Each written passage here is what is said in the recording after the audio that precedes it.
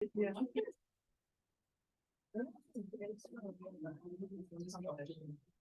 Okay, shall we start?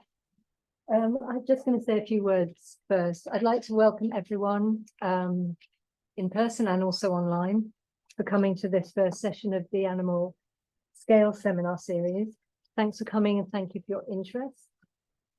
This series is co-hosted by the Centre for Critical Global Change at Goldsmiths and UCL Anthropocene. So I want to thank their directors, two of them are here, and their professional teams, especially Zoe, for making everything here possible.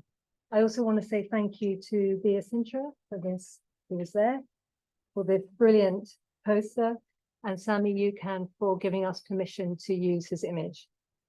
And Bia and I chose this photograph because we think it illustrates not just scale, but the work of scale. And I'm just going to say something really briefly about that work and about the motivation behind the seminar series before passing over to Andrew and Maan.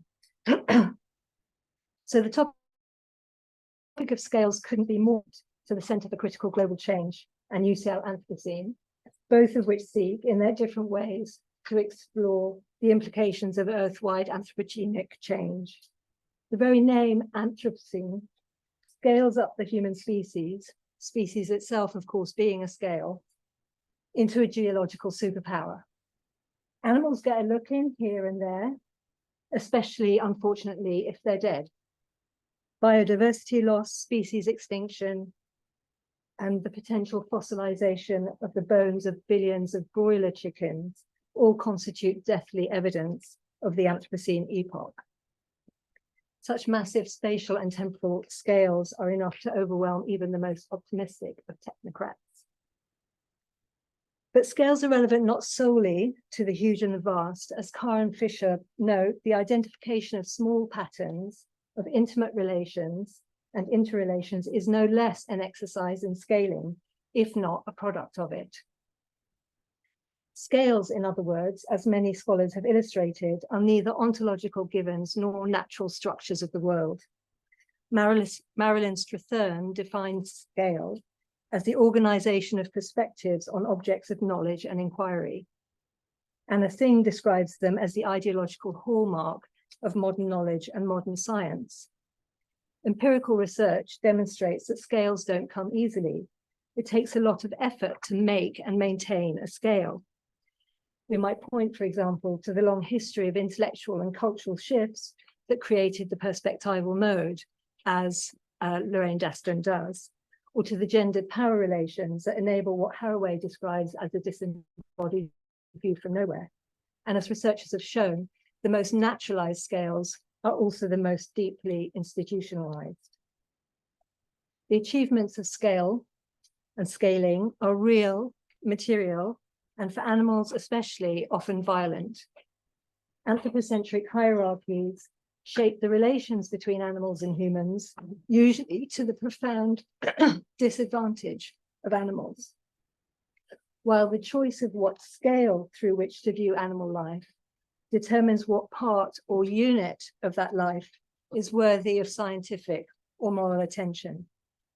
Exposing how scales work, then, is political work.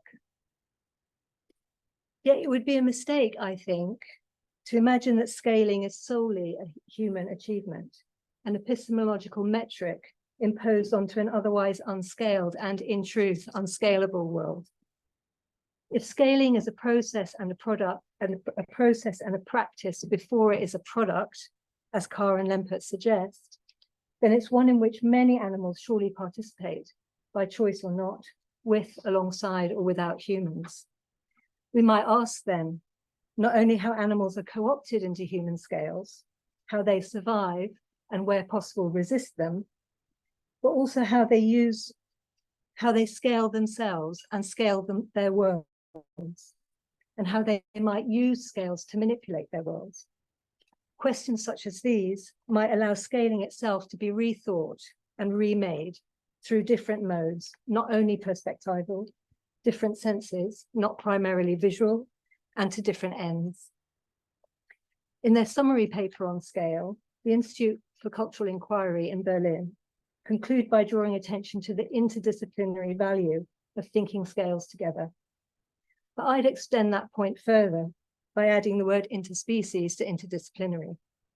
If we're trying to find better ways of sharing this planet with animals, then perhaps we should be thinking interspecies scales together.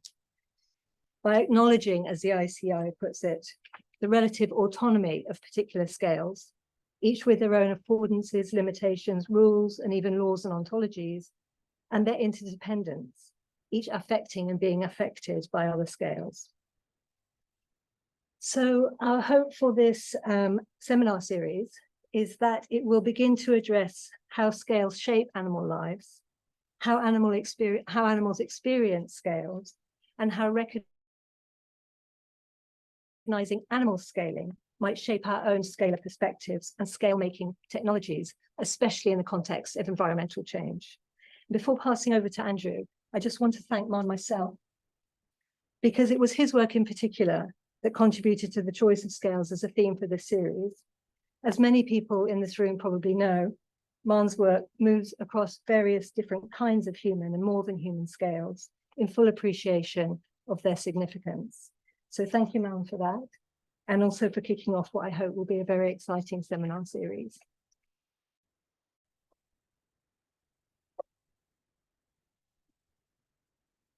Thanks so much, Miriam. I'm Andrew Barry. I'm co-convener of UCL Anthropocene, and this is a collaboration between the Centre for Critical Global Change at Goldsmiths and UCL Anthropocene.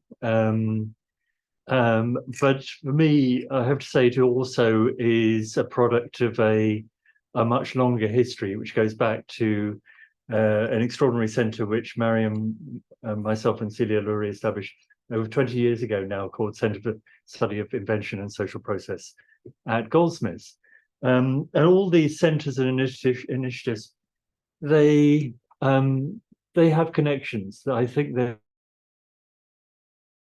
to both to critical thought and creative practice, but also to thinking across disciplines in creative and productive ways, and perhaps also to thinking across species, as we see here. So it's an extraordinary pleasure to bring together UCL and Goldsmiths in this way for this series. This is a collaboration between centres, but it's above all Miriam's initiative, and she's brought together this extraordinary range of speakers in a very productive and creative way. And I'm very pleased that Maan Barua is kicking off this series. Maan, I've known for many years, who he did his PhD and postdoc at Oxford, is now lecturer in human geography at Cambridge. His work kind of spans so many things: urban ecologies, post-colonial thought, more than human geographies, an extraordinary creative and productive area of work. He's the holder of a European Research Council grant on urban ecology, the author of a book called Lively Cities, Reconfiguring Urban Ecology, published by Minnesota, and a forthcoming book as well, and one, I believe, in process on metabolism, where he's an extraordinarily creative and inventive thinker, and it's absolutely apt that he launches this series today. So over to you, Maan, and thanks above all to Miriam for putting this all together. Thank you.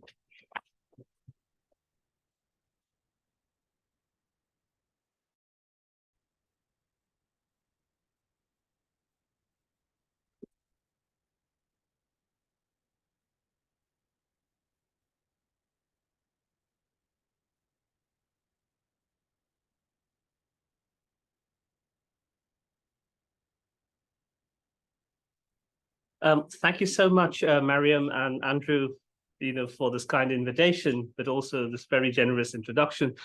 I was actually a bit surprised when Miriam said your work kind of pertains to scale, because I kind of really feel I'm an interloper in this particular kind of debate, but also the kind of various fields that Andrew mentioned.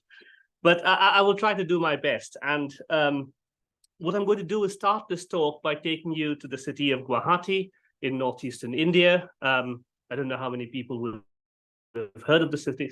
It's what we'd call a kind of ordinary city in a very underdeveloped region of India, where I've been kind of conducting work on a kind of book project that I call the Metropolis and Metabolic Life. And one kind of candidate that I've been trying to think about urban metabolism has been through chickens, both chickens that people keep in the city, but also the production of broiler chickens that Mariam mentioned a little while ago. So in many parts of the city, especially in informal settlements, residents in Guwahati rear chickens, and most of the birds that are kept are free-ranging. So following some of these birds reveals microspaces of the city. For instance, foraging in an incomplete building, then flying down onto land that has not yet been built on, where urban gardening and a small paper waste recycling business takes place.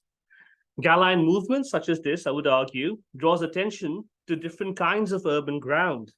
Loam and silt mixed with household garbage, earth compacted with pieces of broken concrete from a city that's under continual construction. The birds foraging, I would argue, sutures different urban fragments to compose an urban barnyard, one that emerges without a model, but also without chance. This foraging, one could argue, is a form of metabolic dwelling, an encounter with the world through eating. And as the bird pecks away at little grains of rice that makes its way into a drain through a kitchen into the city, one could argue that as much as the body moves to the city too starts to move through the body. But the widespread production and circulation of broiler chickens, which is the world's most numerous bird, 66 billion are slaughtered worldwide annually.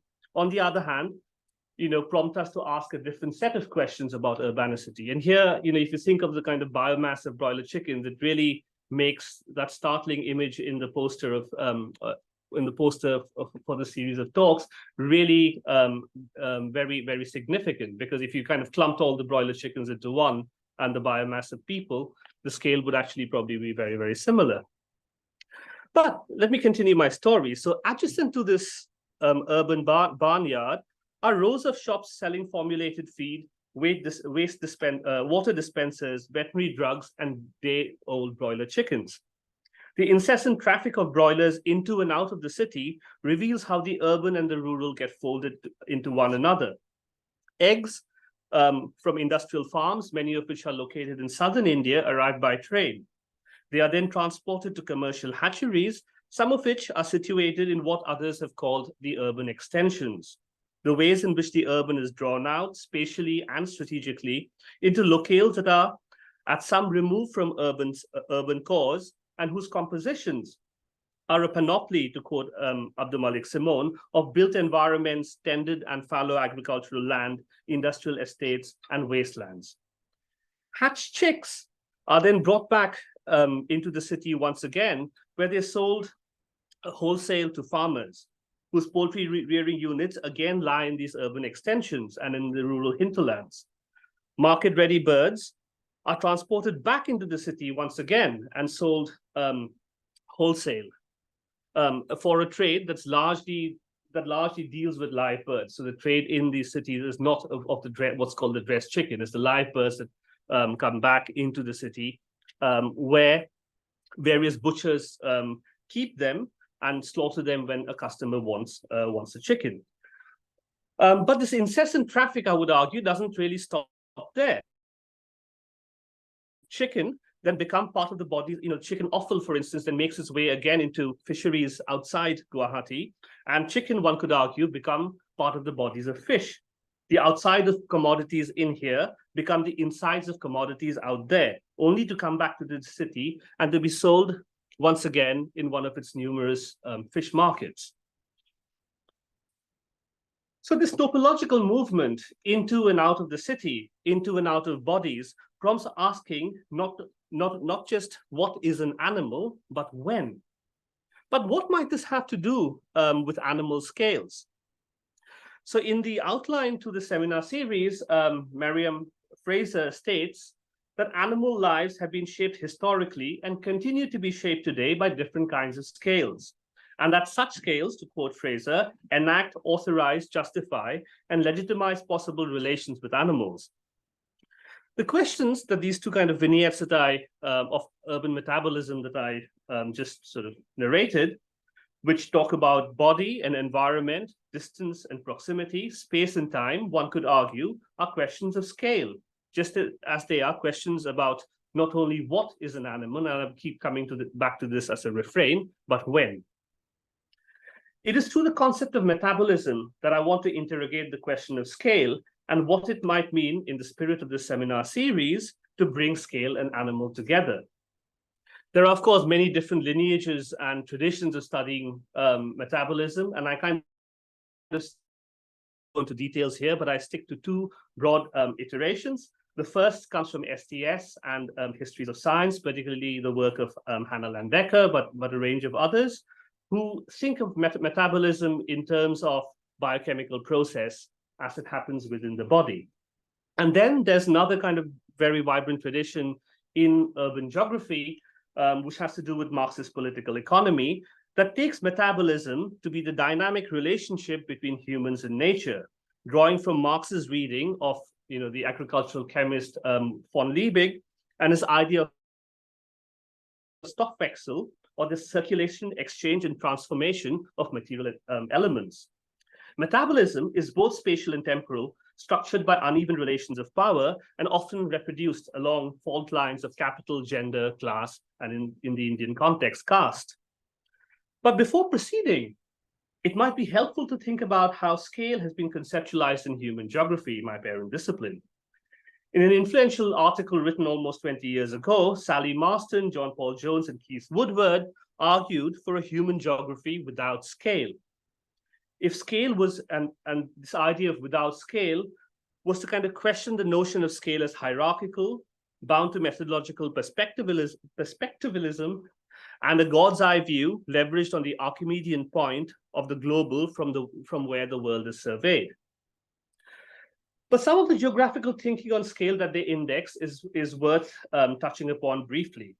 At one end of the spectrum, or dare we say at one end of the scale, is Neil Brenner's specification of scale, and to quote him, as a vertical differentiation in which social relations are embedded within a hierarchical scaffolding of nested territorial units stretching from the global, the supranational, and the national downwards to the regional, the metropolitan, the urban, the local, and the body. So it's both vertical and hierarchical. And at the other end of the spectrum is Nigel Thrift, who in 1995 wrote, "There is no such thing as scale." Scales, however, produce what one could call conflated binaries, some of which I'm reproducing here from the paper by Marston and colleagues. And you could think of it in terms of, place, space, here, there, transform, penetrating. But if one were to kind of map this conflated set of binaries onto animal scales, one could think of being versus species, the special versus the general, the individual versus the community, difference versus sameness, body versus environment. In this schematic, however, macro pronouncements assign the global, and now with the Anthropocene, the planetary, more causal force, assuming it to be more orderly and less contingent, and by implication, relegate the other to the status of case study. This privileges looking up to broader restructurings rather than sideways to those proximate or even distant localities from which events can emerge. So whilst Marston and colleagues were vying towards a kind of destabilization of hierarchical thinking, one could also argue, for instance, that the idea of species is a reflection of scale's discursive power. What is needed, Marston and colleagues argued, therefore, was to think of scale as a representational practice situated within a community of producers and readers who actively negotiate and construct scale. To unsettle scale's hierarchies, one needs to denaturalize scale's discursive power. It also requires, Marston and colleagues argue, paying attention to localized and non-localized events which produce space in a manner that avoids the predetermination of both hierarchies and ended boundlessness. Scale, of course, has been quite central to the ways in which urban political ecologists have thought of metabolism and its socio-ecological dynamics. So Eric Swingadow and Nick Hainan, in an article in 2003, which was a kind of foundational article for this sort of subfield in geography, they kind of defined urban political ecology as a subfield that was embedded, or that was about embeddedness within networks or territorial scalar configurations that extend from the local milieu to global relations. The priority, they went on to state, never resides in a particular social or ecological geographical scale. Instead, it resides in the socio-ecological processes through which particular social and environmental scales become constituted and subsequently reconstituted. In other words, for Swingadow and Hainan, socio-ecological processes give rise to scalar forms of organization. And here one could kind of pause to think, are they pushing towards a co-constitution of scale as the outcome of relations between other than human nature and practices of representation, thus signaling what Mariam sort of argued are animals themselves scale makers? But in a slightly different iteration, the anthropologist Anna Tsing states that it is time for a theory of non-scalability. Tsing's arguments are about scalability, that is, in her words, to expand and expand and expand without rethinking basic elements. Scale, as Tsing notes, has become a verb. The taken for granted idea that without scalable research designs, one would be stuck in tiny micro-worlds. The scalability of labor lies, Tsing argues, at the foundation of capitalism, itself a scalar and scalable project. This point seems so important that Marx, you could kind of argue, hesitated to posit any kind of constitutive outside within capitalism. And as capitalism expands, so too does scalability. So whilst we might critique the epistemology of scaling, scalar projects are still in operation. The will to scale and scale up does not simply wither away. And herein, I think, lies the importance, for me at least, of the seminar series and its endeavors to think about animals and scales in conjunction. So, in the remainder of this talk, I would like to do three things. First, I'd kind of like to ask how metabolism might prompt us to query scales and the notion of animal scales. Much scholarship on animals, including those at the cutting edge of what has come to be called more than human geography and multi-species studies, give primacy to other than humans in terms of thinking, rather than ingesting and egesting beings.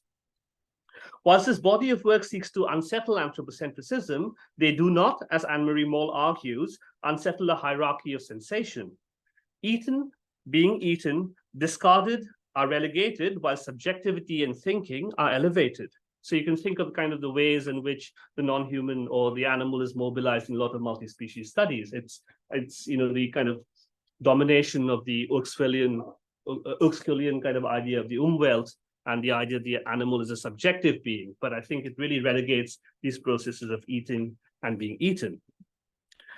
Such a move, therefore, I would kind of argue, strikes at the heart of multi-species studies, which is unable to get rid of a particular kind of species thinking.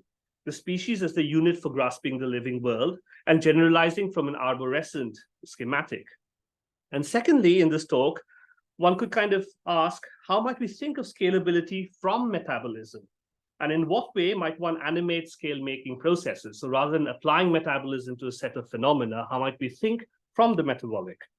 A third running concern here in this talk, and given that I'm kind of presenting from this wider body of work I've been doing on the metropolis and metabolic life, is to think about the urban.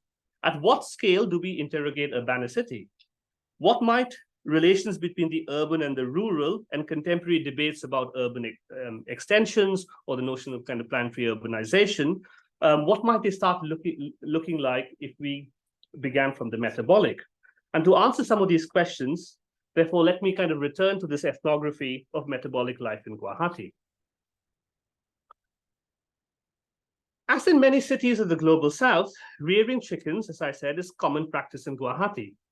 Many, especially those from the resident Muslim community, do so as a hobby, whilst for others, it's a means of kind of supplementing income or even a form of social reproduction or aiding the process of social reproduction. Breeds kept as the state veterinary officer tells me, are usually crosses of the white leghorn and the Rhode Island red, commonly referred to as local or local to distinguish it from the industrial broiler chicken.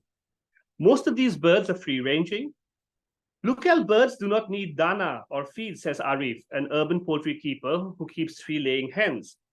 They feed on whatever they get, be it insects, grains of rice from shops, or from godowns or warehouses. In contrast, broilers need a lot of tending too. My hens are released every morning, and they come back every evening on their own. Local, one could argue, is a vernacular iteration of scale. The English word local, derived from locus or place, is given an Assamese twist.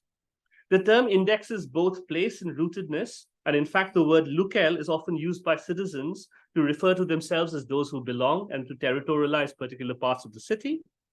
But it also refers to a particular mode of rearing chickens that is not industrial and which is certainly not scaled up. So foraging here is a form of metabolic dwelling. It entails an encounter with the city through eating, and it is a mode of urban navigation through ingestion. And as Arif's laying hen moves through their mohalla or neighborhood, one begins to see a city at a number of different scales. The hen first pecks on some grains of rice strewn by Arif and his wife, Fatima. The white grains of rice are a stark contrast to the compact soil, which has sand and cement from construction work. A broken brick, strings from a bag of cement, and saplings of adiantum, a bryophyte, complete what might be seen as an urban fragment. Fragments, as the geographer Colin McFarlane has kind of argued in his book, Fragments of the City, can generate insights into what it means to be urban. Fragments, he goes on to state, are not just things, but processes. They're not only material entities, but a form of expression or a type of knowledge. And in this instance, one could argue, or one could think, whether galine knowledge also has a role here forged through the metabolic activity of feeding. The bird then goes down a narrow space with a rusting bicycle and an old car tire, making its way towards what seems like a dead end. Then a quick turn, opening out onto a drain where the hen stands on a discarded corrugated iron sheet jutting out of a gutter. The stench of the drain is in no way intense. Only the occasional smell of fermenting rice hits the nostrils. After a while, she flies out through an opening, and suddenly one witnesses a clearing at the back, a vacant plot of land where saccharum grass is growing, perhaps because riverine soil was brought for the construction of these buildings and contained spores of the grass. The patch is a remnant of the hollows that once constituted Adabari, as this particular locality of the city is known. A microgeography of the city comes into view as one follows the hen on its metabolic journey. A world with irregular passages, narrowing in some places, widening in others, with twists and turns pleated into one another. Urban form becomes fractal, appearing similar at some scales, but looking completely different at others, especially where microspaces are concerned. But this microgeography is not just situated here, it is extensive. Consider another fragment that the hen draws attention to. Rubbish that has been thrown into a depression on the ground, peels of beetle nut, perhaps grown on the city's outskirts, rice straw used as padding for packing boxes, plastic, the wrapper of a sachet of turmeric powder manufactured by a company from the state of West Bengal. The hen, busy scratching the soil, picks on invertebrates. A rotting plank of wood gnawed by termites, converting the hard material once again into urban soil. The chickens feed on termites, Arif tells me. Fragments are also where the uncanny appears. A discarded newspaper with an article in Glastonbury outlining what songs Paul McCartney played. So these pleated geographies, might not necessarily be at the scale at which one typically analyzes the urban, but they reveal one set of scales at which other than humans negotiate the city.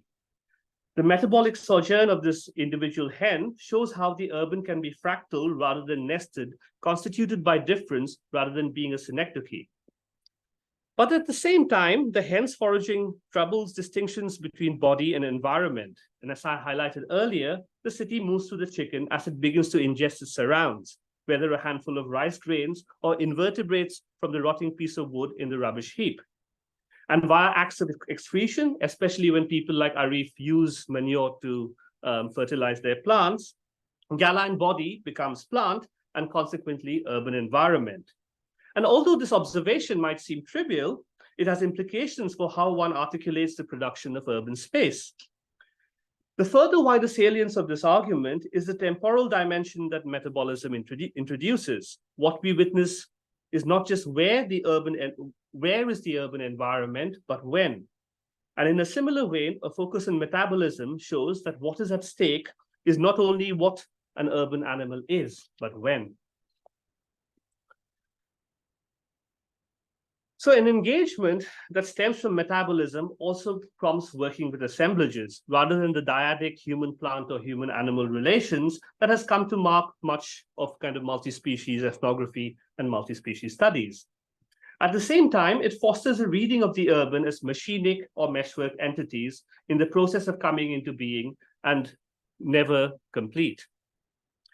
So adjacent to Arif's home is the Adabari market, which has become an urban cluster of sorts, selling all kinds of materials for the rearing of broiler chickens. The market came up in the area about 30 years ago.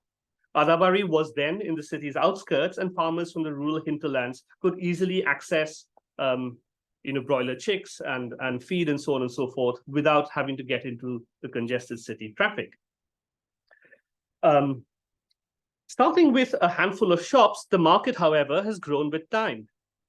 Whilst erstwhile, with a kind of erstwhile urban villagers beginning to construct buildings on their plots of land, resulting in a form of urbanization that Christian Schmidt and people have called plotting urbanism, which is ordinary in character, proceeding in a piecemeal fashion without necessarily an overarching design or plan. At the same time, such plotting results in and is conditioned by the emergence of logistical space, drawing attention to how metabolism becomes a distributed and scaled up activity. Adabari is a major locale for selling broiler feed formulations, which arrive from mills situated in emerging industrial zones built on Guwahati's outskirts in wetlands, as you can see in this image. Feed formulations are about scaling up, showing how expansion and speed up happens not just in the Galine body, but in an assemblage through which production, but also absorption and digestion takes place. Nowadays, our feed produces a 2-kilogram bird in 30 days, says Amit, the manager of this feed-producing plant. Better feed, he says, produces larger birds quicker. I mean, this story is quite well known, that we know that the broiler chicken now grows to twice its weight in half the amount of time. One key element of such feed is soy, which is practically a protein pill. And as the sacks here show, soy for the milk comes from the central Indian state of Madhya Pradesh, and you can see in the fine print. So again, you can see where the feed is coming from. It's a distributed sort of process. Those are medicines. Anil points to a pile of sack. Please do not take close-up photographs. The sacks contain methionine, an essential amino acid. Well over 1 million tons of synthetic methionine are produced worldwide annually, largely to fortify poultry feed. And as a metabolite, methionine enables the conversion of soy into animal biomass, thus enhancing the transformation of feed into protein. But by fundamentally altering the availability of a historically limited material, the industry therefore has kind of bypassed long evolved ecological processes and has generated a shift by producing methionine in the way in which sulfur is assimilated and moves up the food chain. Scaling up then is not just about the Galine body, but of an entire assemblage through which production takes place. The scale in this context is to distribute digestion and to redistribute the body. Formulated feed is about optimizing the ways in which nutrients are absorbed, for which interventions happen beyond corporeal confines. We do not look at diets for ourselves, Anil, the manager, continues, but for broilers we do. He then talks about the repercussions of industrial feed formulations. We end up eating soy because chickens eat soy, says Anil, in a vein that kind of resonates with the dictum, we are what we eat eats.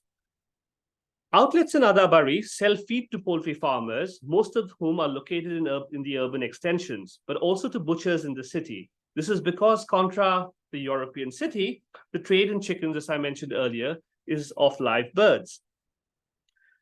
Chickens are provided feed in butchers' shops as the birds are kept alive until meat is sold to the customer. Many nowadays prefer selling broilers over the local birds, which you can see here. And because although the local chicken are 3 times as more expensive than broilers, they tend to lose weight when kept in cages. Weight loss, therefore, means less profit. We need to keep a profit of 20 to 30 rupees per kilogram. Otherwise, we cannot sustain, says Salim, a butcher and retailer. Farmers stuff their birds with feed when they sell their chicken, so they weigh more when we buy them. And unlike broilers, a local chicken will not eat it when kept in a cage. They lose weight very quickly. Standards such as weights, therefore, become vital in these economic arrangements. Engaging the latter in metabolic terms reveals how scaling up is not solely about speed. No doubt the broiler gains weight quickly, and that too on less feed, but the provisioning of formulated feed means that they also lose weight much more slowly. Furthermore, these sort of economies of scale are crafted in practice. That much of India's chicken market is based on the sale of live birds means that broilers become more profitable to sell and not just produce. So therefore, an expanded animal scale begins to complicate relations between the urban and the rural, the near and the far. Take, for instance, the pathways of broilers as they move in and out of Guwahati. Eggs from industrial layer farms, many of which are located in South India, arrive by train. One such hub in South India is Namakkal, situated in the state of Tamil Nadu, where 1,100 odd poultry farms house close to 60 million layer hens and supply eggs not only across the country, but also in the Middle East and in various international markets. These eggs then are transported to commercial hatcheries, some of which are situated in the urban extensions. One such hatchery processes 60,000 eggs a week. One hatching cycle takes 21 days to complete. Staff in these hatcheries work non-stop, including on night shifts. My machines never stop, the owner of the hatchery tells me. When someone goes on leave, others have to fill in. No Sundays. The workers stay on site in a large room with a kitchen and beds. Hatcheries in scaling up thus demand a continuous supply of labor, and this, as Walter Rodney observed a long time ago in his writing on the kind of Guyana plantations, this is the very logic of the plantation. Hatcheries also work because of standardization.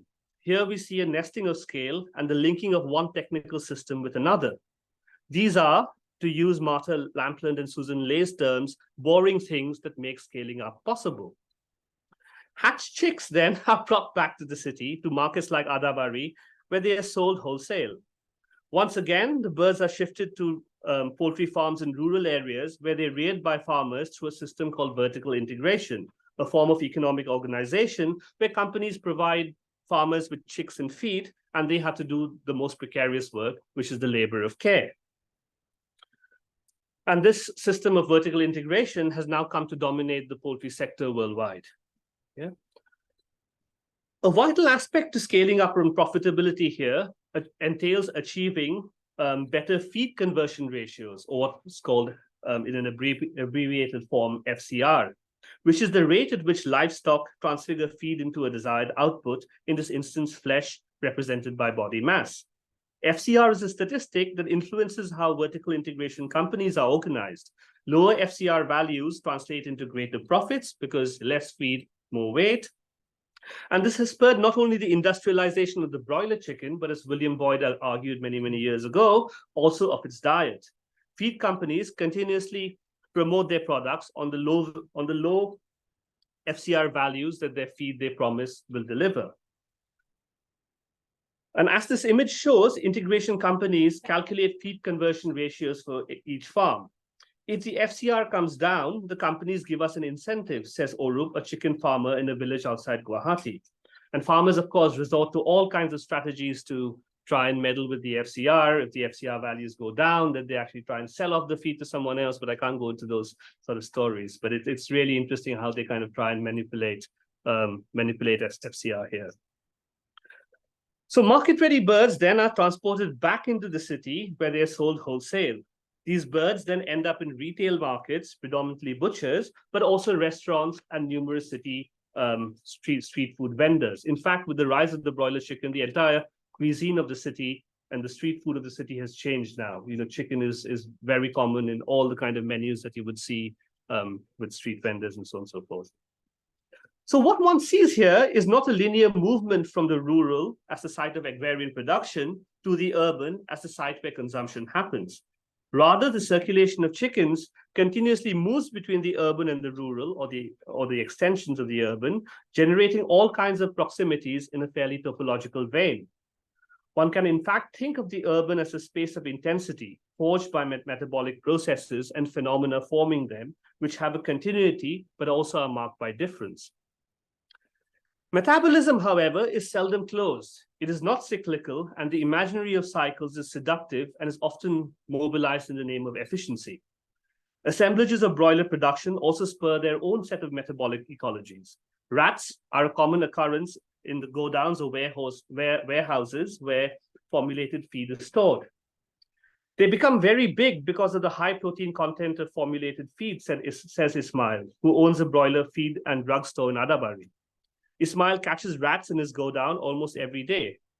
Some of these animals venture into chicken coops of the residents behind the Adabari market. Many of my chickens have been killed by these large rats, says Arif. They like to drink chicken blood. Scaling thus produces overflows, generating other forms of urban dwelling that one could say are perhaps off scale. But the traffic between the urban and the rural doesn't stop here. It doesn't stop with the kind of market-ready bird arriving in the city. Offal from butchers' shops, body parts that were once chicken, is collected at night via arrangements that form part of an informal circular economy. It makes its way to fisheries in Jagi Road, a town not far from Guwahati, where offal is offered to carnivorous fish, such as Pangasius, the Chinese pomfret, as well as a hybrid species of catfish, which is quite actually illegal to rear, but people do so. This process is not entirely legal, of kind of taking the offal, and the constitution of such circularity is contingent on several intermediaries, as well as all kinds of informal negotiations with the state, with inspectors, with the police, and so on and so forth. It is cheap feed, one fishery owner in Jagi Road tells me, but because it is not entirely legal, it takes several hours for the offal to reach here from Guwahati, even though the metro is not very far away. As a result, it decomposes quite a bit, and the quality is not great. Jagi Road's landscape is in fact undergoing a drastic alteration, with erstwhile paddy fields are kind of almost entirely being replaced by fish tanks for the intensive rearing of commercial fish. Besides roads and homes, you'll only find fisheries here, says Akbar, a fishery owner, reflecting on how an industrialization of metabolism has resulted in the transformation of the city's rural hinterlands. Our fish is mainly consumed in Guwahati, and when they are ready for the market, we sell it in the major bazaars of the city. One could argue this is a form of metabolic urbanization, the quest to produce cheap fish, resulting in a transformation of rural hinterlands, but also a process where the insides of commodity, the broiler chicken, become its outsides, and then become the insides of yet another commodity, which is the carnivorous fish, which is not in here, but out there. Chickens, now ingested by fish, return to the city. So this talk has gone in ellipses. Chickens moving through cities and cities moving through chickens. Birds traveling from the urban to the rural, out and back again. Feed becoming chickens, chickens becoming feed. It has been an attempt to think about animal scales and the urban from metabolism, an attempt to do what Donna Haraway has called write big enough stories, but also an attempt, I would say, to tell larger stories alongside smaller ones. By means of a brief conclusion and to reflect on animal scales, I want to make three last broad points. First, I have asked, what if our theoretical repertoires for engaging with scale and the urban more broadly were to take cues not from cognitive relations about the world, but from metabolic engagements with the world? We see how conflated binaries seldom work. Well, this is all hat in weaving a metabolic understanding of scale, or rather to think scale from metabolism reimagines oppositional associates differently to the project of multi-species studies and multi-species ethnography. The analytic of species in some ways is limiting, as are dyadic human-animal or human-plant relations. Metabolism not only troubles the proximal and the distal, insides and outsides, it does so in perhaps uncanny ways.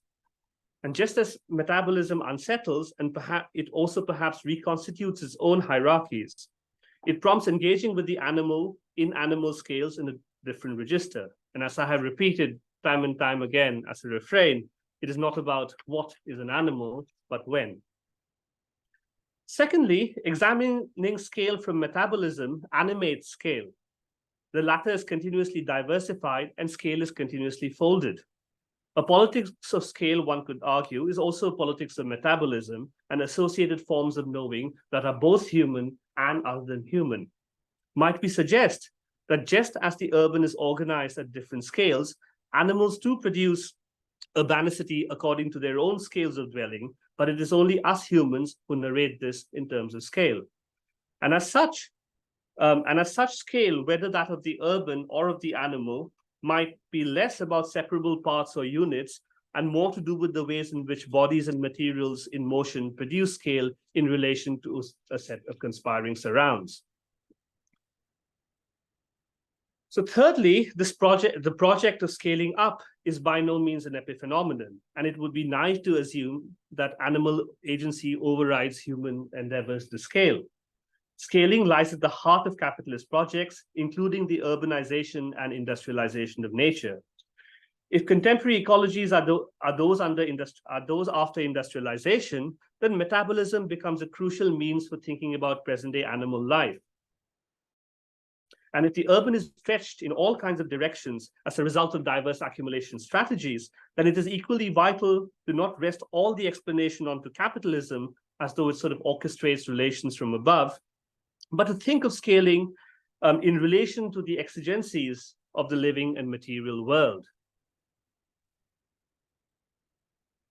So I'm perhaps an interloper on the subject of animal scales, but the contours of urban life that have sort of kind of bring to life by tracking metabolism indicates that an encounter between scale and animal is timely and important. If there's anything that a metabolic ethnography can offer, then it is to resist axiomatic tendencies of stratifying scale in a rigid manner, but also to animate scale in a fashion that does not cede to predetermined boundlessness.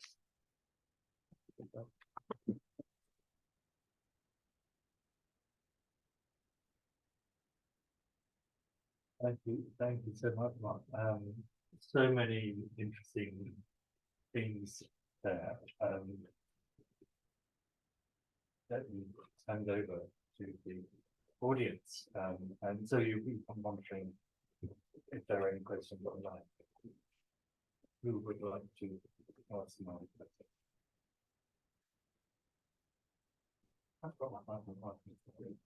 Thank you, ma'am. That was a brilliant exposition and a really thought-provoking series of propositions on metabolism. I guess my question is really, what do you think about this? But one of the things that strike me about your talk and the particular way in which you focus on metabolism is the way in which, in a sense, scale becomes also a matter of speed and rhythm.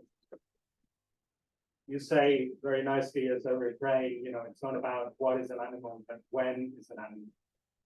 Perhaps it's not just when is an animal or when is a city or the urban or when is the environment, how quickly and for how long. As you were describing the kind of this variety of processes you follow ethnographically, one of my impressions was, well, there's a kind of tendency. There's a kind of need for speed, a kind of capitalist need for speed that churns the lives of hatchings and eggs and chicken and so on as quickly as possible, and it intervenes in those processes in such a way that the rhythms of those, the rhythm of that metabolism can be sped up to achieve economies of scale. And yet, at a different scale, perhaps, you know, the backdrop, I suppose, of metabolism as such is kind of thermodynamics, right? And we can think, therefore, also of life as a kind of slowing down of entropy, by which organisms are constituted. You know, a chicken is for how long until entropy kind of does away with one, in the same way that any organism is for how long and one can sort of withstand the force of entropy. So I guess I'm curious to hear what you make of the way in which, in a way, your own approach to these questions raises perhaps, and you certainly, for me, in a way that I hadn't thought about them before, but you know, the importance of speed in a way as almost as an analytical unit for reading space rather than time. Thank you. I really do. Great questions, and thank you. It's a wonderful summary about, you know, the question about duration, right? For how quickly and how long.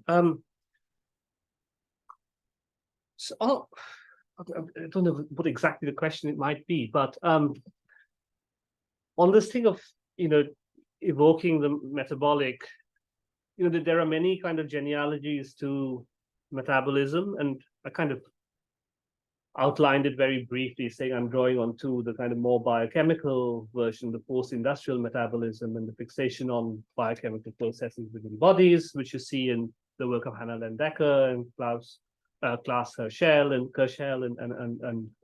some others, Anne-Marie Moll, of course.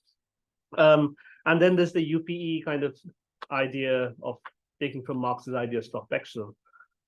I find there's two traditions the most generative, because on the one hand, you know, much of the work in STS doesn't really travel outside the laboratory or the farm, whereas here there's an engagement with the city. But it points to this wider question about what is metabolism, because what Landecker and people argue is that Marx is not really referring to metabolism in the way it's understood in biochemistry now, but Marxists read, because of the 1970s translations of Marx, of stoffwechsel as metabolism, they read contemporary metabolism back into his work.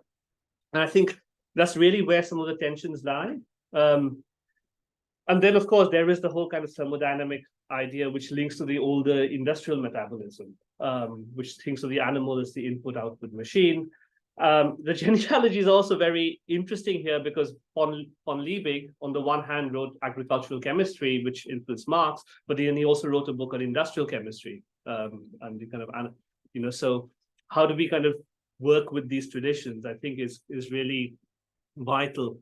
The question of energetics is really interesting. I mean, Andrew, I know, has written about this and energy in geography.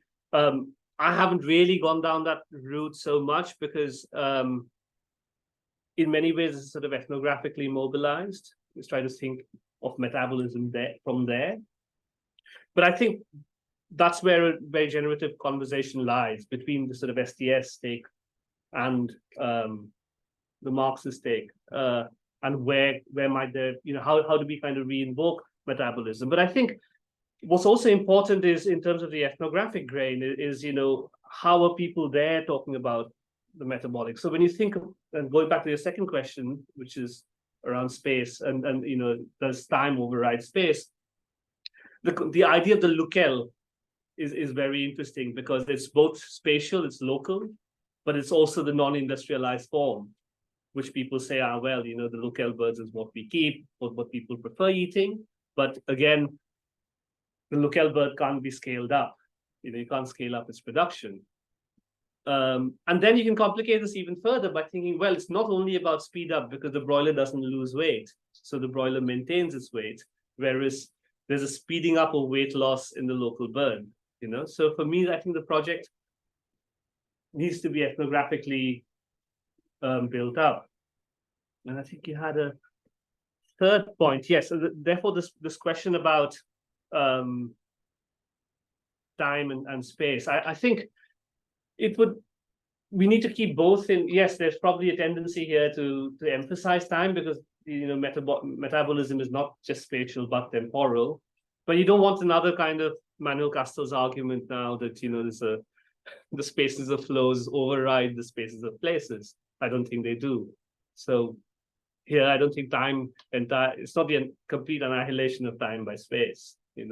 I think we have to think of the kind of conjoined times, because all of these practices, and maybe this talk wasn't rough around the edges enough. Maybe all the kind of the connections seem too seamless, but actually, if you look at it, circularity, all of this has to be constituted in practice. Just because the police stop these vehicles, the offal starts to decompose, so its quality reduces. Very often when they go there, the police say, "Oh, why have you brought this here?" They say, "Oh, we just come to dump waste." They never say we're going to give it to the fisheries. So I think it's crafted in practice, and that really becomes vital as well. Sorry, a very rambling answer to your question, but thank you for that. I found the geography with actually very interesting. And I'm from the control animal studies sector. So I was wondering if you followed, and you briefly touched on animal agency as well. So I'm wondering if you follow through your ethnography, through the depth of that animal, and what the consequences of that might be for your research. And also, just another thought, you mentioned briefly the scale of the animal agriculture complex, and how it's 66 billion or something like that's beyond our brains like for us to imagine that scale. So and we know that animal agriculture is the greatest contributor to the climate crisis. So I was also wondering if you had any thoughts on what the consequences of that might be for your research project. thank you. The kind of ethnography that I was trying to do here was not in that animal studies or the multi-species vein. It's really about trying to follow the assemblage, so to speak. So not just the chicken. The chicken leads you to the drain, the fallow places, the sort of urban form. Chicken is then suddenly taken out somewhere else. You start seeing the rural. You go to a feed mill and you see, don't take pictures, but you peer closely and it's methionine. It's like all of it is being, this metabolites produced for chicken. So it's really trying to shift ethnography from the multi-species to, one could say, the more than human, the broader assemblage. And I think in that way, this is quite distinct from animal studies, and I would like to keep it slightly distinct because it's not the animal, right? But when it keeps coming back. But on the point of slaughter, you're right that it's very much a part of the story. I didn't have time to talk about it. I spent a lot of time in these butchers' shops. What's interesting here is also that the people who are involved, so again, you can trouble the kind of animal rights arguments in many ways, because most of the people who underline this metabolism are Muslims and they completely run down by the state, and they're vilified for precisely these sort of practices of slaughter and so on and so forth, other than their religious identity. So I think one has to kind of complicate the politics of killing here. Yes, on the one hand, there is a politics of slaughter, but also it's humans who are being slaughtered. So I think there's, we have to really think of these very diverse terrains. And I don't know whether the animal studies version of this politics is enough to think of this. And of course, the point on the consequences, it's very interesting. I have another article actually under review. I'm trying to argue that this mass sort of production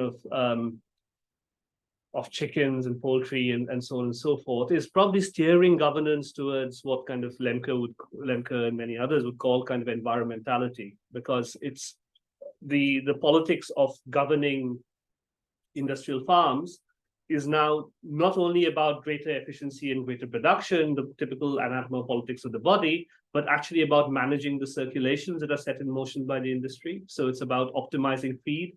We think of the chicken not so much as a growing body, but as a converter, and therefore the entire kind of pollution that emanates from it. So one good example in the UK is the Wye River and the entire nitrate and phosphorus pollution, which is now putting in place kind of very different regulatory strategies. And you're seeing this again also happening in India, but in a much more piecemeal manner, where the kind of developmental, an idea of developmentality or governmentality of development is really strong in India. So, but I would kind of argue that it's moving from a dispositive of power based on deviant populations to a dispositive of power, which is about governing circulations. And that you see very much in operation. But yeah.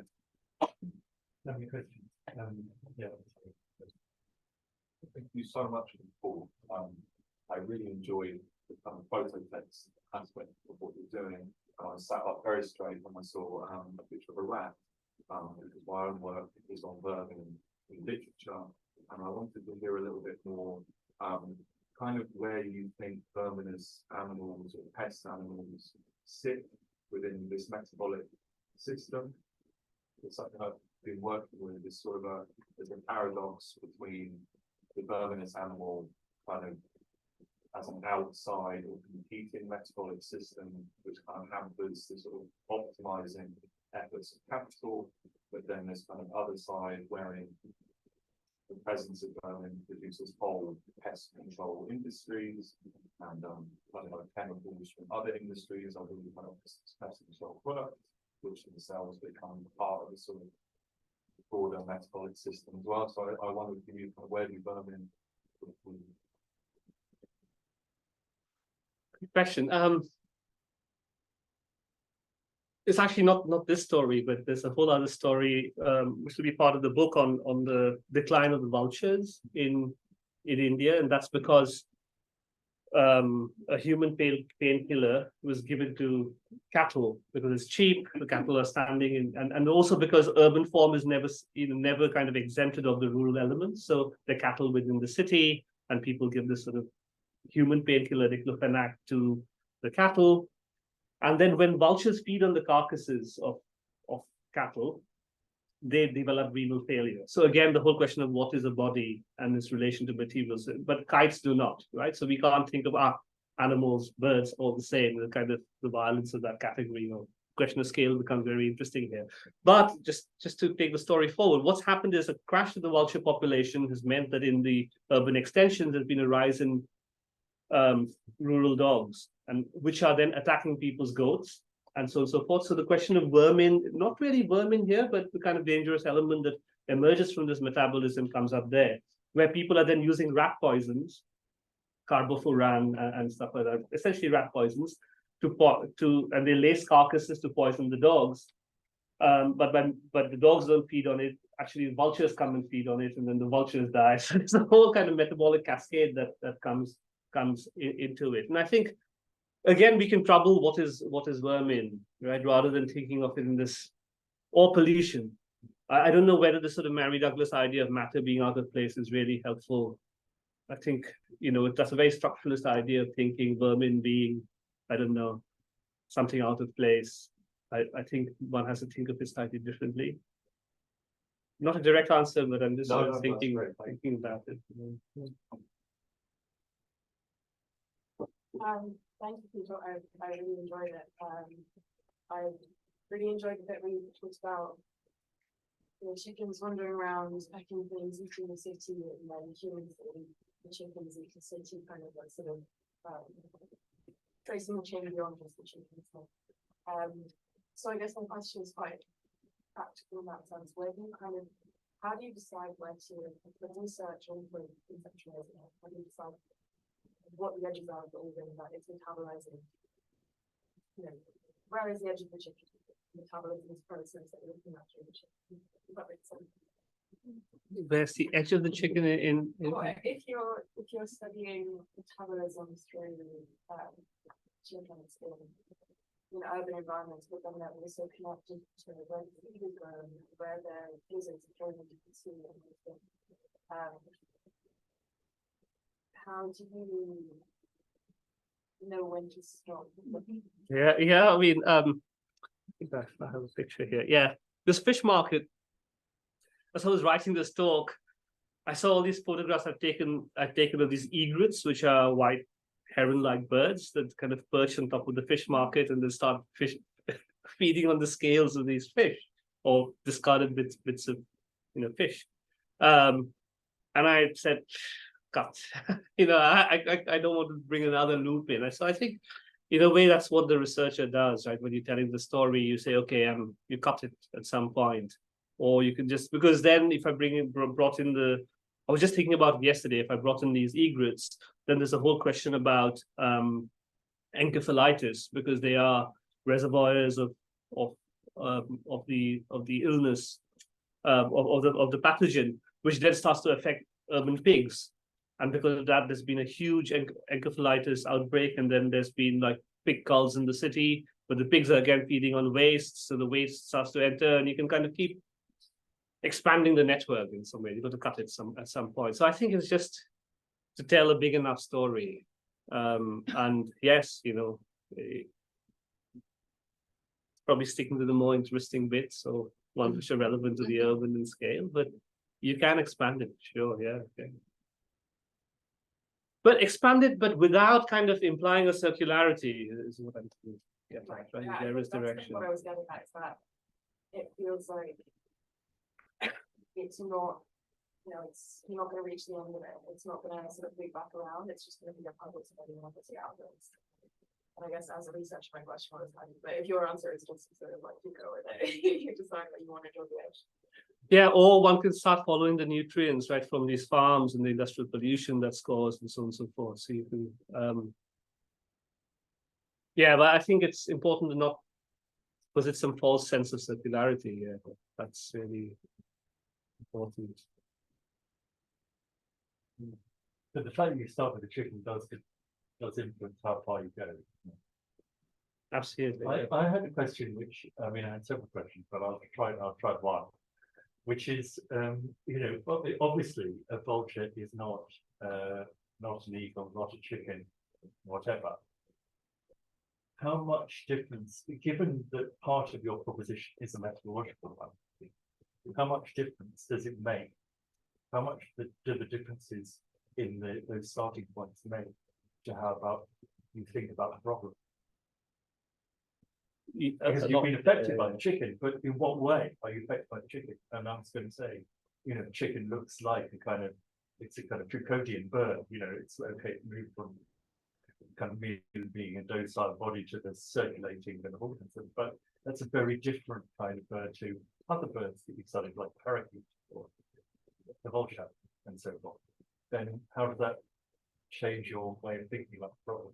Oh, absolutely. So that's the idea of the book project. So it's the second bird is the vulture, and the third is a bird called an adjutant stork, which is globally endangered but lives in the garbage dumps of the city.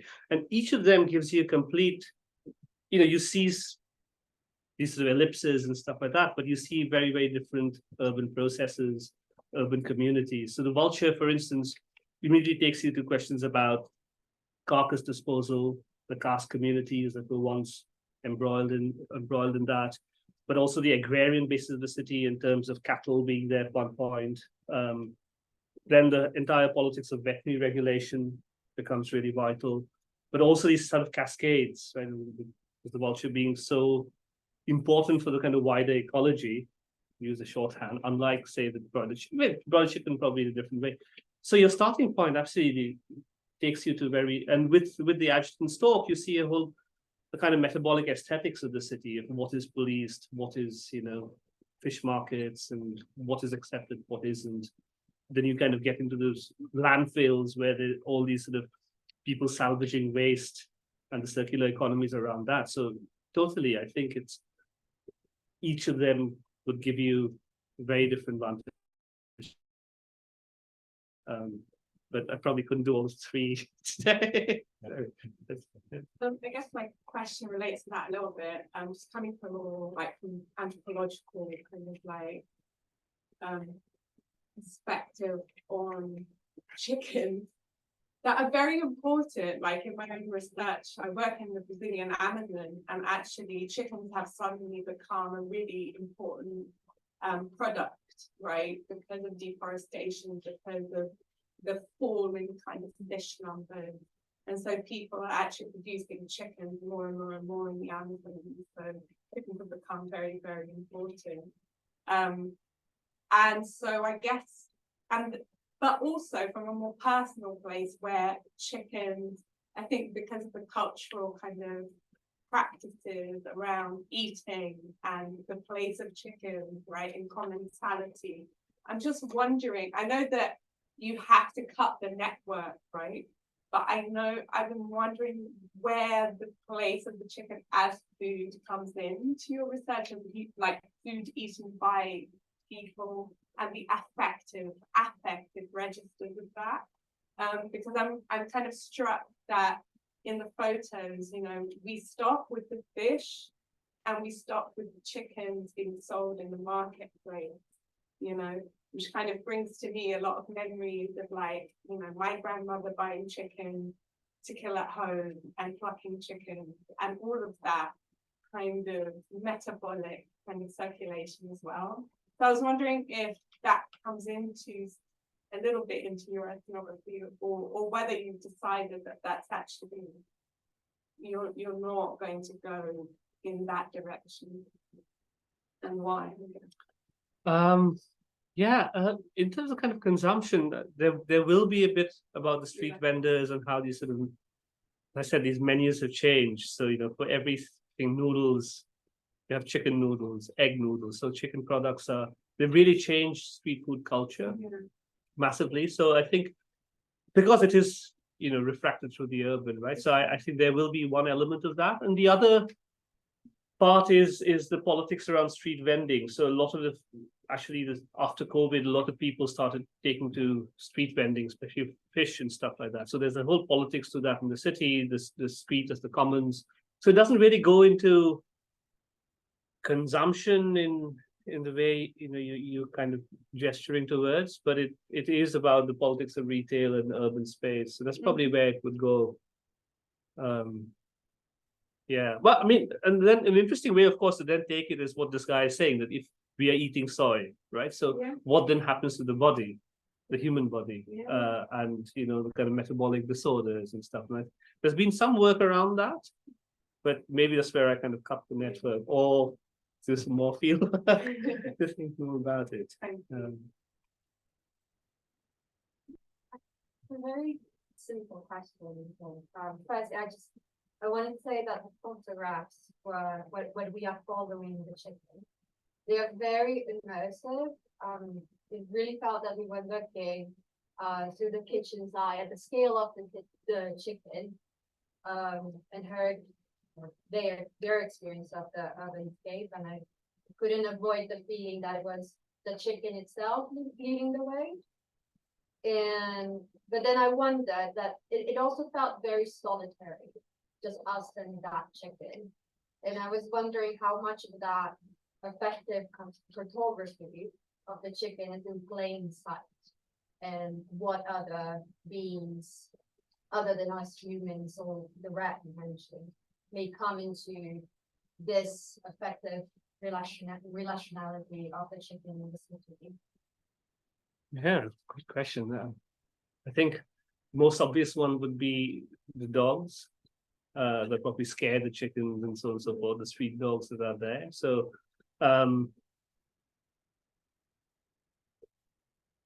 that's the most, but you can think of kind of suite of invertebrates as well, the mosquitoes, the urban mosquitoes that kind of bother the chickens. So these people will often smoke the coop because mosquitoes are drawn to chicken, and then they also drawn to people and so on and so forth. So I think there's a range of things that one could do.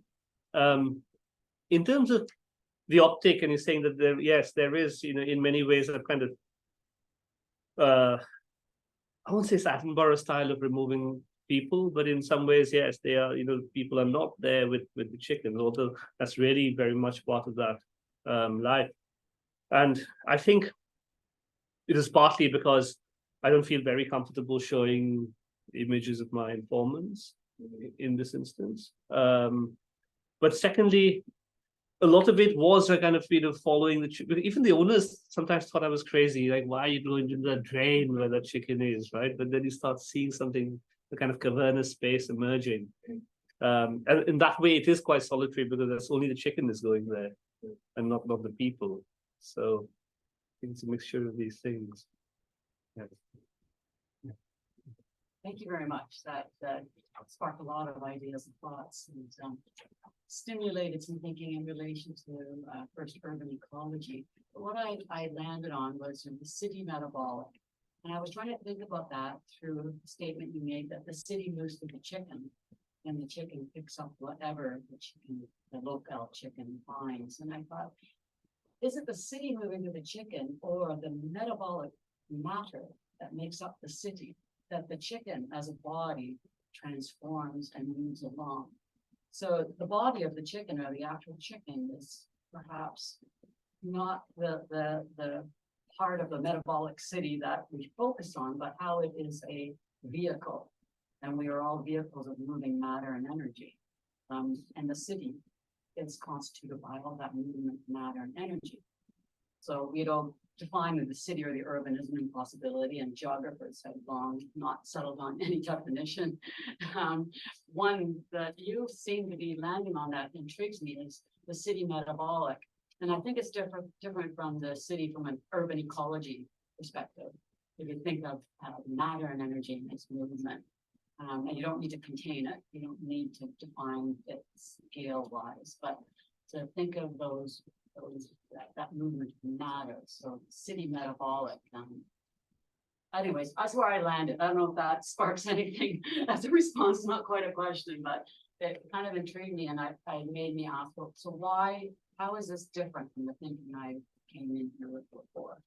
And I kept on going back to ecology, which is interrelatedness, interdependencies, circulations. That's ecology, and it's also unbounded, and you can't scale it.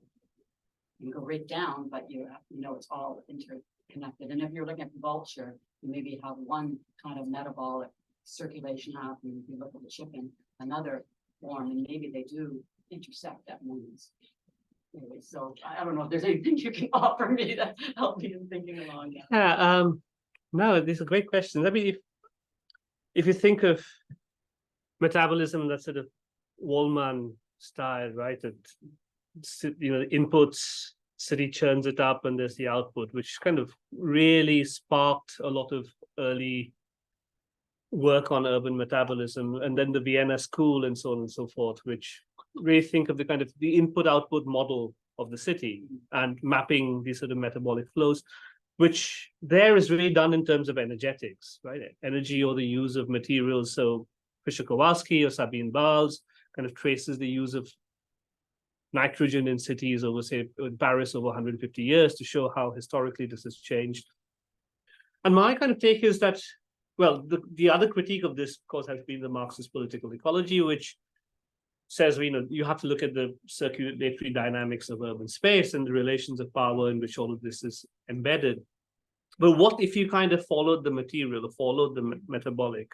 Would you see other stories of the urban that might not be gleaned when you take the sort of material flow analysis into view? And I think it does, and that there the question of scale comes in. Because even if you think of these little fragments, one where they're just maybe 50 meters apart, but one where you actually see the city under construction, cement becoming part of the soil, and somewhere else there's sort of garbage. Suddenly this image of Glastonbury, which is uncanny. But at that scale, you start seeing differences. So I don't know whether it's the city as a totality moving through the chicken. I don't think it's partial sort of connections that are going on. And what's really vital is that those connections have to be made in practice, whether those practices involve collectives of humans and other than humans. But I think those collectives really matter. Silly. I wonder whether anybody has asked questions online. We haven't got any questions, but there is one from a comment from Anya Sweeney, complimenting his doctrine. But I don't know. If there are any of you online want to ask questions, please do. Yeah. Thank you so much. I'm still getting input from all the questions, so just try to think about the back on this question about speed and intensities, which you point to, and Martin pointed out earlier, which is sort of so I'm trying to wrap my head around this. So sort of like if an animal is when it's in this, when it's feeding on what it feeds, on what feeds on it. I mean, you know, if an animal is as it is part of this enmeshment of sorts. So, and then, so basically, if an animal is when we consider it as a metabolic thing, in a way, so is the city as well. In this kind of like, I take it as sort of, you know, focusing on metabolism gives us a lens for rethinking what animals exist as, and you know, and the relationship with the city in itself. So it's okay, but then the question of the intensity and sort of the speeding up of this process of this, which it's kind of it's potentially an autopoietic mechanism in a way, maybe. I mean, it's anyways, but the it's like we can see that the speeding up produces spatial constraints, but it also produces metabolic ones as well. And that's, I think, the question that was raised earlier about the human and the sort of the body. And you responded saying that, you know, that maybe this is not as relevant. But I just like to insist just a little bit more on the, not perhaps the human question, but more like, you know, like the microbiome that is completely enmeshed as part of this process. So the like there's a sense in which the speeding up really produces, you know, its own demise, or cannot keep up with the cooping up of the chickens, or you know, the systemic failure of microbiome guts that cannot digest or have to slow down, because we all do, or through metabolism, or we cannot, the metabolic function becomes like, I don't want to say unbalanced, but you know what I mean? Like there are problems that are less visible, but sort of like definitely there and felt, but perhaps not brought to the fore. But I'm just really thinking like maybe that connection, yeah, sort of could help in complicating the smoothness that at times one feels when, or I felt like when you're recounting, when you're going through these metabolic loops, yeah, in producing its own interruptions. That's kind of what I'm getting at. Yeah, I would agree with you. So if I actually looked at microbiome, or what others call the metabolome, as well as an affiliated idea, one would probably see very different things going on, because the chickens need to be aligned to their gut microbiota. But then again, you have to think of context, because there's, in Western industrial farms, there's a lot more, the sort of metabolic politics operates in trying to align, you know, the microbiota with their feed. Whereas there, with vertical integration, the farmer just wants to raise the bun. You know, they're not thinking of this at all, you know. So I think we have to account for difference, but certainly the idea of looking at the metabolome is very fascinating. It's something I really wanted to do. But for that, you need to slaughter the chicken, probably. I mean, do you think there's a danger that then one focuses too much on the scale of the individual animal? I mean, after all, metabolism points to, as Hannah Mandika would say, you know, to biochemical processes, which are both much more micro and much more kind of macro than the scale of any individual animal.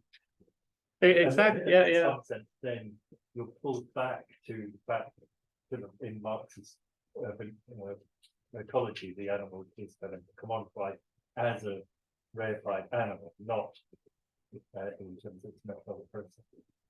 Yeah, it's spot on. But then you can kind of extend that Marxist political economy as well to say, well, what if your commodity starts going for a walk? Right? What do you start seeing in terms of the city? So, of course, there is this sort of methodological limitation. But in terms of the biochemical, I think, so for me, it will, this project would look very different if I worked with a biochemist to actually look at the microbiome. Where I tried to glean some elements of the biochemistry is through, the feed mill, this poster, which I think I showed an image of, them kind of promoting, they're promoting the FCR and how that starts to become a statistic, and then manipulating feed in all kinds of ways to try and improve these feed conversion ratios. So you see, at least in terms of the city, that's where it's enacted in practice. So that is the filter, sure. But it's a great question. The other thing one can also think of here is the metabolic limit, right? Because what you see is that there are all these articles you'll see on chicken feeding science, which kind of dream of a feed conversion ratio of 1, where if it goes below, then you get less feed, but that's their dream. But there's a metabolic limit. The chickens will not. Well, I mean, unless you have. Yes. Yeah. I just wanted to ask about the scale of agency in here, because chickens don't often get thought about as having any choices. It's a way in which such kind of terrible things happen to such huge numbers of chickens, and it's easy to not really think about that. And yet. And your research is mostly about what happens to chickens and where the chicken moves to and stuff like that. But some of the images that you showed was just examples I was picking up on how chickens can also interrupt these flows metabolically. So they choose not to eat, for example, or they choose, or they choose to eat a lot, or when they've got agency when they're locale chickens, and they get to wander around and eat and choose where they go, but then they go back. And then I was thinking about the chickens that are in the cages, but then don't eat enough. And so therefore they're actually losing weight. So they don't fit into that kind of capitalist model.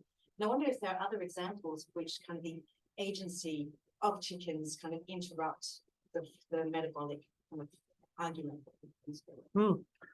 Yeah, no, great question. I think with the broilers, it's really difficult to see any kind of agency. Well, you see agency in a more. There is agency for sure. So it's more kind of a constitutive form of agency, because having the broiler which loses less weight means people are more willing to sell them. But as I was looking through I was telling Mariam that I was sort of writing this up for the talk, I was looking through my notes yesterday, and this person who was selling these local birds told me one other reason why they don't want to keep these birds is that the cocks start to fight with one another because they're territorial. So he says that not only are these birds more expensive, because they can't be scaled up in that way, they start losing weight. So weight loss means loss in profit. And because these are 3 times as more expensive as the broilers, their loss is way more. But the third thing is because they fight and they territorialize. I had this video, actually, this cock crowing in the cage, that they kill the other roosters. So they would kill the other one. So certainly they have way more agency there. But I think for sure the broiler also has a sort of metabolic agency. In fact, one farmer that I interviewed, and this didn't come into this talk here, but he said, look, the broiler is a voracious eater. And he used the word demon. He called it demonic. That's the Assamese word he uses, but the demon in Assamese is a voracious eater. And says a voracious eater. And for him to make it profitable, what he was doing is every 2 hours at night, he would go and wake the broilers up. And the first thing they would do is feed. So he says, someone told me this trick that if I keep doing this every night, the broilers will become bigger in less time. So certainly agency there. So I said, okay, how did you feel? Like, why did you stop? He said, I felt like a broiler chicken. I became broiler chicken, that I was completely exhausted. So definitely, these are co-produced practices. They're not, in no way is the broiler mute. But the interesting question from this is that in what way might a broiler spark some kind of won't say radical, but disruptive politics. And that certainly wasn't evident in what I was looking at.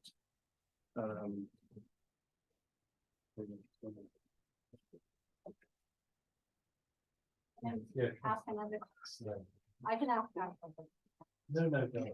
no. No, it's just that after you answered my question, I processed it a bit more and I came up with that what I think what struck me is that this ethnography is also very different from other ethnographies that we find in your work, like cattle, macaques, free-ranging dogs. These are all animals that are in plain sight, like making themselves known and seen as organized, as belonging to the city. The chicken you have chosen as our guide in this journey really seems to personify what Roach called the subaltern animal town. So that is made of a shadow population of beings. And so what I was wondering is what can these chickens teach us about the urban-scape itself? Because we follow it, but we don't know if this is a periphery, what kind of neighborhood this is. And so where in the city are we? Where are these beings, these chickens, accepted? To which sort of spaces they want to go and can go? And if this can tell us tales of other metabolic relations, like the very production of the city itself. Yeah, no. Great questions. I think this project, if you're comparing it to the earlier work, is in a way it's a critique of my own stuff. That is really the animal as this sort of some thinking being, where this whole edifice of eating, or this very material, mundane, but kind of significant practice of ingesting and churning things is completely out, is relegated. There's nothing of that sort. So you retrieve the animal in a particular way, you see another kind of spatial politics of the city. But I think what emphasizing the metabolic and, is maybe, the chickens do come right in the foreground, but it is also about the materials, the practices of, the labor and so on and so forth that goes into this. What you see, I think, are two things. So one is, in terms of thinking about the urban, I think it really intervenes in these questions about extended urbanization and planetary urbanization. So one debate has been, what political ecologists sort of critiqued political ecologists doing is that there's a kind of methodological cityism to a lot of writing, that we need to look at the extensions, we need to look at the kind of the old relation between town and the countryside. But what I was trying to get at here is to say that, look, you can't just see all of these as being processes that emanate from cities or kind of extension of agglomeration and so on and so forth in a kind of linear way. The urban and the rural get folded into one another, but in very complicated ways, because the inside of one body becomes its outside and it becomes the inside of another body somewhere else. So it's trying to trouble these sort of linear ideas. So where is the urban, I think, becomes a question here, done differently to, say, the monkeys and the cows and so on and so forth in that earlier work, I think. And the other thing I think is trying to make a case that let's look at metabolism again, because in some ways it became quite a dead. There's a review in Progress in Human Geography even 10 years ago, which said that they're just stuck in little islands and it's become quite a kind of stagnated field. But I think there's something interesting to be, maybe there's a redux, but maybe something interesting about the metabolic that allows us to. Okay, we have two more questions, I think. Not a question, but I'm just wondering if you would do this. I was wondering what if we replicate this in a chicken farm in the UK and the implications for that for political ecology and which I'm not very familiar with. But in India, for example, we've seen these like pictures where they're free roaming, whereas in the Western world, chickens are the most abused land animal ever. And you've also mentioned that they grow us twice their ways. And I've once done, not an ethnography, but close, an undercover investigation in a chicken farm. And I saw these chickens collapse on their legs because they grow so fast, so quickly, their legs can't take their weight. So when I think about it, it makes me so upset because a lot of people, when they eat animals, we all, by the marketing industry, we imagine them free roaming, whenever we go to the supermarket, organic, what does that mean? Cage free, what does that mean? But usually in chicken farms, in the Western world at least, in the farms out there, they live in an A4 cage, and most of the chickens we eat are babies, so they're like less than 4 months old. So, and as you can tell, I'm deeply sentimental about this, which is why I'm doing critical animal studies. And I'm also doing an ethnography for my PhD. But I'm interested in like what your study would look like in a Western setting, and would you be interested in doing that?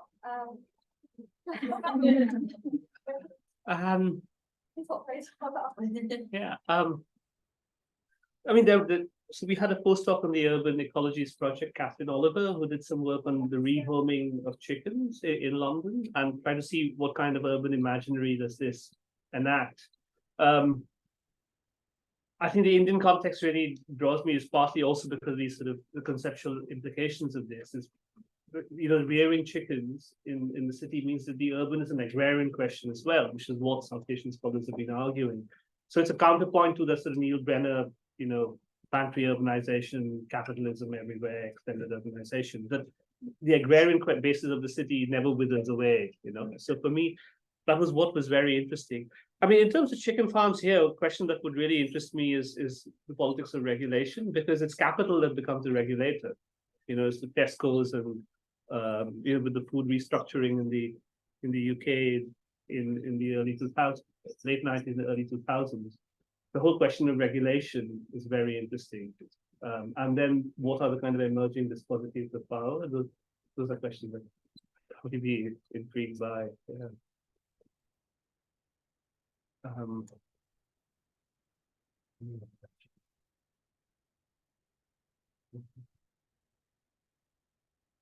Well, Mark, I mean, that was a fantastic thought, and not only kind of rethinking the animal that's interesting, digesting, but also kind of debunking urban theory at the same time, and it's quite something to do. So, fantastic start to the series, and thank you so much for all that.